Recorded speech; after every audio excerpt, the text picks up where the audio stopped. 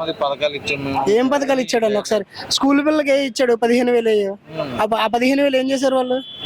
ఏం చేశారు? బుక్కులు కొన్నారా? డౌట్ వచ్చి అడుగుతారు, నాకు తెలియదు. హైదరాబాద్ మా ఔటిక లేదు. 15,000కి ఫోన్ కొనుక్కొని చాటింగ్ చేస్తున్నారు చిన్నపిల్లలు. ఏం చేశాడన్న? చేశాడు అసలు ఏం చేశాడు? ఇప్పుడు మామూలు మిడిల్ క్లాస్ ఫ్యామిలీ వాడు మళ్ళీ నెక్స్ట్ ఆడ వస్తే ఖచ్చితంగా ఆస్తులను అమ్మేసుకుని పక్క రాష్ట్రానికి పోవాలన్నా. వైజాగ్ క్యాపిటల్ చేస్తా అన్నారు, మరి చేసాడు. అక్కడ ఇల్లు ఇక్కడ నుంచి కనిపించదు, కానీ అక్కడ ఇల్లు కట్టుకున్నాడు. ఎందుకు కట్టుకున్నాడు? ఇక్కడ నుంచి కనిపించదండి. ఓపెన్ గా మాట్లాడుతున్నాను నేను. కాకపోతే నేను వైసీపీ ముందు, తర్వాత వచ్చిన తర్వాత ఈరోజు పెళ్లి చేసుకుని ఎన్ని మొదలు కూర్చోమంటే మాకే తెలుసు. నిజమన్నా, వాస్తవం. వచ్చి 10,000 చేత ఉద్యోగాలు ఎక్కడ తీసాడు అన్న?